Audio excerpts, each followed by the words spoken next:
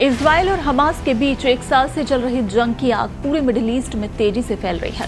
Gaza पट्टी पर Hamas के साथ जंग लड़ने के साथ ही इजराइल ने अब लेबनान और ईरान पर भी सीधे हमले शुरू कर दिए और इन हमलों के बीच आज यानी शुक्रवार का दिन बेहद खास होने वाला है।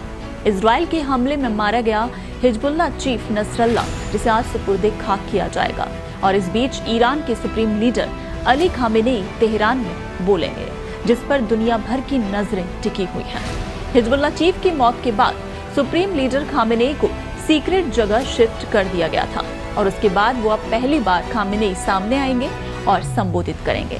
इसके अलावा आज का दिन इसलिए भी खास होगा क्योंकि ईरान के हमले के 3 दिन बाद भी इजराइल अब तक पलटवार को लेकर चुप है।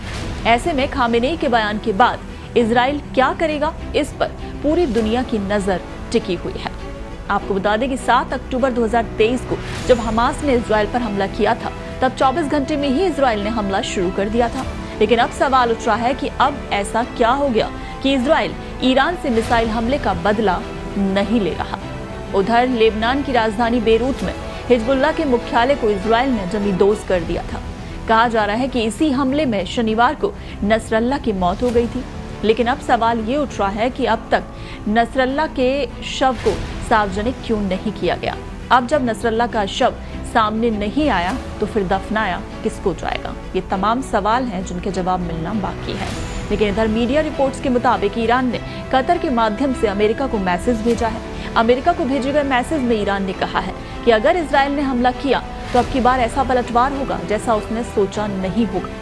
कहा जा रहा है कि दुनिया भले ही इजराइल के ईरान पर हमले का इंतजार कर रही है, लेकिन इस बीच इजराइल ने हिजबुल्लाह चीफ को मारकर एक ऐसा मोर्चा खोल दिया जहां पर मुश्किलें भरनी तय हैं।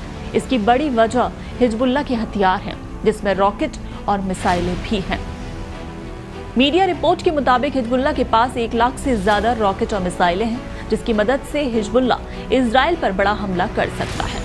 IDF ने दावा किया है कि उसने लेबनान में अब तक 200 ठिकानों पर हमला किया है।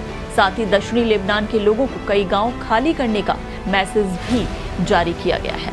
आपको बता दें कि 1980 के दशक में हिजबुल्लाह इजराइल के विरोध में प्रमुखता से उभरा, जिसकी सेनाओं ने देश के 1975 से 1990 के गृह युद्ध के दौरान दक्षिणी लेबनान पर कब्जा कर लिया और फिर हिजबुल्लाह के आतंकियों ने लेबनान में इजरायली और अमेरिकी सेना पर घातक हमले किए। जब साल 2000 में इजराइल की सेना लेबनान से हटी तो हिजबुल्लाह ने उन्हें बाहर निकालने का श्रेय लिया। इजराइल ने बुधवार देर रात मध्य बेरूत की एक इमारत को निशाना बनाकर हवाई हमला किया, जिससे 9 लोगों की मौत हो गई और इन लोगों को हिजबुल्लाह का सदस्य बताया गया है। इजराइल सितंबर के अंत से ही देश के उन क्षेत्रों पर बमबारी कर रहा है जहां उग्रवादी समूह हिजबुल्लाह की मजबूत उपस्थिति है, लेकिन राजधानी बेरूत के मध्य क्षेत्र को शायद ही कभी निशाना बनाया गया हो। बुधवार देर रात हुए हमले से पहले कोई चेतावनी नहीं दी गई थी, जिसमें मध्य बेरूत में एक इमारत को निशाना बनाया गया। ये इमारत संयुक्त राष्ट्र मुख्यालय, प्रधानमंत्री कार्यालय और संसद से ज्यादा दूर नहीं है। और आज जब नसरल्ला का जनाजा निकलेगा, अंतिम संस्कार होगा, उस वक्त पर अली खामेनेई पहली बार सामने आएंगे और अपना संबोधन देंगे। तो उस पर सबकी नजरें टिकी हुई हैं कि आखिर कौन सा बड़ा ऐलान आज खामेनेई कर सकते हैं।